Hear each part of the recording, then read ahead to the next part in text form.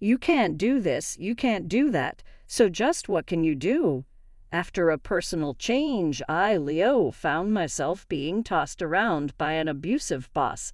I endured days filled with backhanded comments and excessive overtime. At home, I grappled with family issues, juggling worries about both work and family life, feeling like nothing was going right. During this time, a company trip was planned. However, on the day of the trip, I discovered that I was the only one without a ticket. It's refreshing not to have to see the face of the idiot burden while on the trip. Lol, my boss gloated, effectively excluding me. But this act marked the beginning of his downfall. My name is Leo. I'm 35, working in the public relations department of a food manufacturing company. I live in New York with my family, my wife Charlotte, who is the same age as me, and our 4-year-old son Jacob. Charlotte and I met in college and got married thereafter. I moved to New York from the Northeast, while Charlotte moved from Kentucky, both for education and then work. We're just an ordinary couple who moved to the city. After Jacob was born, we started sharing household chores and parenting more equally. Both of our parents live far away, so we've had to manage on our own. It's tough to tell Jacob to cheer up, I lamented. That's just how he is, Charlotte replied, but you know it's just that little bit extra. If he had that, he might enjoy kindergarten more. We were a family of 3 living a normal life together. However, Jacob, at the age of 4, was facing challenges. Struggling with kindergarten life, he became stressed and unstable. Unlike Charlotte and I, who grew up to be outgoing adults in spite of minor issues, Jacob is delicate and sensitive. He worries too much and is overly empathetic. In a kindergarten full of energetic kids, he was reserved, cautious, and always watched others' reactions. Maybe a different place would be better, I wondered. Even so, moving around now, Charlotte pondered the drastic step of transferring Jacob to another kindergarten. This led her to consider buying a house in the suburbs. Charlotte had such a big plan in her mind. I understand, but we have to think about work, I said. Yeah, you're right. When it comes to moving, I inevitably prioritize my job. Longer commutes aren't a problem, but there's a limit. The area Charlotte had in mind for moving would require a 1.5-hour commute one way. As someone who often works overtime, I wanted to avoid cutting into the time I could spend at home. There's elementary school to consider, too. We still have options, I said, putting off Jacob's issue out of self-interest. I didn't intend it at the time, but I now admit that circumstances forced me to reconsider. Every day at work, while concerned about Jacob, my focus would waver, his face casting a shadow over my thoughts. Then I received an unexpected transfer order from the Public Relations Department to Sales Planning.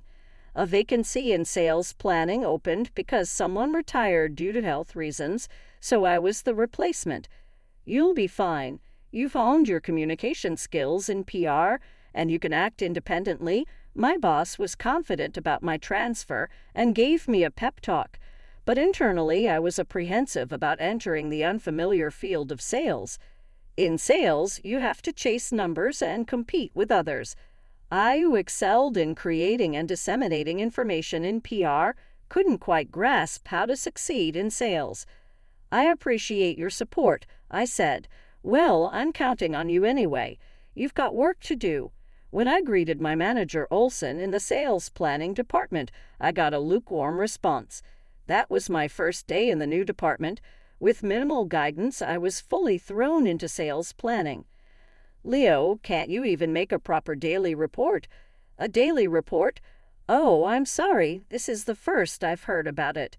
What? First time hearing it? Are you kidding me? Olson snapped at me, who was still not fully aware of everything in the new department, for forgetting to make a daily report. I hadn't been taught or listed for daily reports. Sorry about that, Leo. I haven't taught you about the daily report yet. A kind colleague covered for me. Yes, I meant to show you later. Sorry, I forgot. No, it's okay. Don't worry about it. At that moment, The colleague also informed Olson that my not knowing about the daily report was due to their lack of instruction. Olson vented his irritation at my colleague for a while, but eventually calmed down. I managed to avoid trouble, but unfortunately this incident ended up pitting Olson against me. Olson was hired through nepotism, a relative of the president. His parent was a former executive of the company. That's why he was more arrogant and assertive than anyone else in the company. That's how the people in sales planning described him. Even if you report things to him, he acts like it never happened. He habitually uses his power to harass us, a colleague said exasperatedly, revealing the truth about the manager. Coupled with his whimsical nature, the manager was known to torment those he disliked or felt were weaker than him, and I became the target of that bullying. Unfamiliar with the department, I hadn't fully mastered my job yet. This was precisely what Olson targeted and exploited. "Hey, Leo, haven't you closed a single deal yet?" I was questioned by Olson about my sales performance, but I hadn't yet gone out for sales alone. I hadn't been assigned specific clients, and when I did go out, it was with a mentor. I was still in a training period, and my performance wasn't yet under scrutiny. And yet, Olson tried to put pressure on me. "Aren't you embarrassed? Even the new hires are working hard." "I'm sorry, I'll give it my all once the training is over." "What, are you asleep? In sales, your job is to make sales even during training." I was startled when he slammed something on the desk. Rather than feeling scared, I saw Olson as a childish and hopeless person. He couldn't resist showing off his power like a bad leader of a kid's gang. At that time, he couldn't stop yelling at me, his target. "Can't you even answer the phone properly?" If a call with a client went long, he'd come over to my desk just to make snide remarks. If I was late in compiling documents for other departments, he'd scatter the papers on the floor and scold me. "You can't do this, you can't do that. What can you actually do?" "I'm sorry." Apologizing is all you're good for, but man, I feel sorry for myself having to deal with such a burden like you. Olson was the only one who enjoyed his jokes like that. Honestly, I was completely exhausted. As a form of harassment, Olson even imposed unnecessary and dubious overtime on me. Frequent late-night returns became the norm, hardly spending proper time at home. "Hey, aren't you a little too busy lately?" "Yeah, well, it's sales, you know. But coming home at this time every day." "Yeah, sorry. We'll talk it over the weekend, I promise." Family issues and matters concerning Jacob remained unresolved. I was unable to talk with Charlotte on weekdays, and I was too tired on weekends, mostly just sleeping. Charlotte patiently endured, but I wondered how long she could keep it up. I was being forced into an incredible balancing act. As my external sales duties increased, I started becoming more like a salesperson. Olson remained the same, but my time away from the office increased, making things a bit easier. However, the department was far from peaceful. A new employee applied for a leave of absence due to health issues, and everyone around was sure that Olson was the cause. The new hire was burdened with impossible targets and made to perform tasks they'd never done before without any preparation. Despite the support from colleagues, they received miserable treatment. The higher-ups in the company must have heard about what kind of person Olson was, but nothing changed. Well, after all, he's related to the company president. Those in sales planning had long since become disillusioned with Olson. Everyone just focused on their work, losing any desire to communicate normally with him. Then one day a colleague brought up a slightly brighter topic. "Looks like the company trip will be to Kentucky." The company trip, held every few years, was making a comeback after several years. It was a popular event where families could also join, and there was always a rush to sign up. "That's great. Jacob and I will come too." "All right, I'll put you down for participation." Charlotte, being from Kentucky, saw the destination of the company trip as an opportunity. For me, it was a chance to spend quality time with my family, something I hadn't had in a while, and going to Charlotte's hometown might make the trip more relaxing than usual. The application for the trip had to be submitted to my immediate boss. This made me a bit anxious because my immediate boss was none other than Olson. Still, I couldn't imagine him going so far as to sabotage something related to the company trip, and so I submitted the form. By train, right? Yes. On the day of the trip, the meeting place was set at the train station's main terminal. On the way there, Jacob was excited about his first ever train ride on the high-speed rail. Just watching him made me feel good about deciding to join the trip. At the meeting point, we greeted colleagues with our family. Soon the organizer arrived and started distributing tickets, but then an incident occurred. Our family's tickets were missing. "Mr. Leo from Sales Planning? Sorry, did you apply to join?" "Yes, I did," I answered the organizer, realizing we had been tricked. Glancing behind me, I saw Olson smirking. "You're such a scatterbrain. You forgot to apply, didn't you?" "No, I did submit it," I confronted Olson, remembering that I submitted the form in front of him. But he just pointed and said, "You're so stupid." "Dad, can't we ride the train?" Jacob asked. "No, you can't. You and your parents can't ride," Olson said, instead of me, crouching to meet Jacob at eye level, mockingly smiling at my family and me. "Hey, Olson, that's not fair." Jacob burst into tears, and Charlotte tried to soothe him. I, too, was infuriated and yelled at Olson a little, but Charlotte intervened. "It's okay. Let it go," she said, pushing me aside slightly and bowing silently to Olson. "It's fine. Let's get new tickets and go on our own trip." "But it's okay. Let's go," urged by Charlotte, pulling Jacob's hand. We left the company trip group reluctantly. I did as Charlotte suggested and got tickets to Kentucky. It's refreshing not to have to see the face of that idiot on the trip. Lol, the manager gave us a spiteful farewell. Our family saw off the company group and took a later high-speed train to Kentucky. We explored places from Charlotte's childhood and famous sites by ourselves. We stayed at Charlotte's mother's house, relying on her hospitality. My mother-in-law was happy about our sudden visit. "Well, I can't offer much hospitality. Sorry for the sudden visit.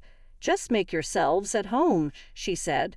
My mother-in-law is the president of a food manufacturing company headquartered in Kentucky. The founders were her parents, and she took over the business 10 years ago. Her husband, my father-in-law, was also involved in the management, but since his passing, she has been running the company as its president. Let Jacob do as he pleases, okay, but don't spoil him. Although busy, my mother-in-law values both her family and her company.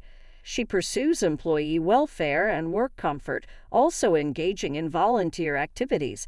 She took Jacob around the company, where many employees had children who showed interest in the president's grandson. Jacob, initially cranky, was cheered up by all the attention.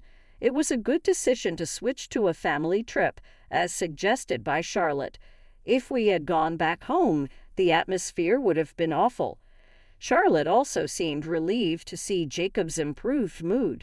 It was supposed to be a company trip, right? That evening, my mother-in-law treated us to a lavish sushi dinner. While enjoying the meal, she casually brought up the events of the day. "It was supposed to be, but it turned into a family trip," I replied, unable to speak the truth. Charlotte explained the morning's incident in my place. She hid her anger and spoke calmly, but recalling the event reignited my fury. "I don't know what to do. My manager is a relative of the company president. Honestly, he's a troublesome person," I said. Looking back, I could have spouted endless complaints, but I restrained myself in front of my mother-in-law. At dinner, focusing on enjoying the time with Jacob was the priority. Once we finished putting Jacob to bed, Charlotte and I had a chance for a real discussion. "I think I should tell you everything," she said. "Everything about Jacob, our future. You've been putting off my mother's request, right?" "Oh, yeah, that's true. Now's our chance to sort everything out. Charlotte held my hand, reminding me how fortunate our family was. We had a place to restart and a job that didn't worry us about money. If there was a chance problems could become more complicated, she wanted to act before that happened. "I won't force you, but we shouldn't hinder ourselves unnecessarily," she advised. Persuaded by Charlotte, I made a decision. I then went to talk to my mother-in-law, who was working before bed. Greeted kindly by her, I briefly shared our situation. "Listen, Charlotte, Jacob, and I are facing some problems." "I know," Charlotte told me. "I'm sorry I haven't been strong enough. Jacob is struggling to fit in at kindergarten, feeling constrained." "I see. I'm targeted by my boss at work. He's a habitual abuser of company power, and I'm his target." I apologized to my mother-in-law and shared everything Charlotte and I discussed, though I couldn't remember the exact order. Finally, I conveyed the decision I had made about the offer she had previously extended. "Even if it seems like running away, I won't make excuses. I'm serious about seizing this opportunity. I'll accept the offer you made." Before I bowed sincerely, my mother-in-law returned a deep bow. Without words, everything was understood. She then thanked me and offered a handshake. "Thank you. I look forward to working with you for a long time." The next day, my mood was unbelievably bright. Thinking ahead made everything so far seem like a lie. "It's big," Jacob said, looking up at my mother-in-law's company's factory. "You can also see the mountains," I replied. That morning, I had been showing Jacob around my mother-in-law's company. Charlotte had gone to meet a classmate, so it was a brief moment of father and son time with my mother-in-law, too. However, I suddenly heard a familiar voice calling me. "Leo, is that you? Why are you here?" I turned around to see Olsen with the company president standing behind him.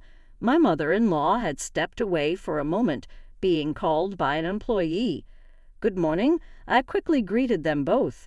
"What a coincidence," said the president. "Yes, indeed," I replied. Despite the situation, it was Olsen who seemed uncomfortable, wondering why I, who shouldn't have been there, was present. Given the circumstances he preferred to keep hidden, his expression was downcast. "From next season, they're talking of a business partnership and transactions with this company. We're here to greet in advance, coinciding with the trip," the president explained nonchalantly.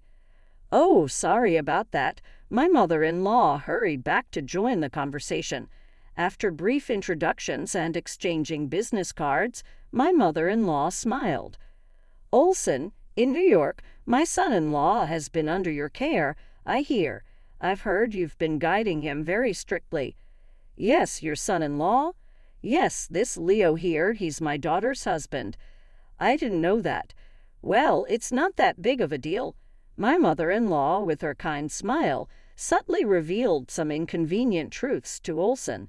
She referred to the harassment I was receiving as strict guidance and hinted at who I was to check him. But I think there are limits to strict guidance regardless of the times. Yes, as someone from an older generation, I believe harassment under the guise of strict guidance should be stopped. That's a very admirable attitude. Yes, which is why I've concluded we should not do business with a company that condones such harassment. At my mother-in-law's declaration, veiled in an angry smile, time seemed to freeze. About that," the company president, looking perplexed, began to speak, but my mother-in-law, still smiling, shook her head. "I have no intention of changing my mind. I'm so sorry. Let me apologize." In front of my mother-in-law and the president, Olsen suddenly knelt down. "I beg for your forgiveness," he said, touching his forehead to the ground. The company president, realizing the situation, also knelt down. "I apologize for my lack of supervision. Please reconsider." Despite the president and Olsen's apology, my mother-in-law showed no reaction.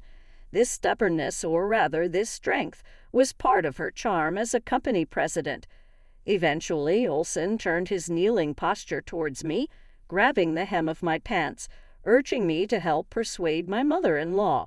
When I refused, Olson shouted, "You don't understand. This is a big deal for the company. That's why you're no good." Hearing those words, I was utterly astounded. Olson's thoughts were filled only with self-preservation and his own comfort. He sought only immediate safety and wasn't concerned about anyone else. I decline. Also, it's a good opportunity to inform you that I will submit my resignation after this trip. What? Are you crazy? No, I am quite serious.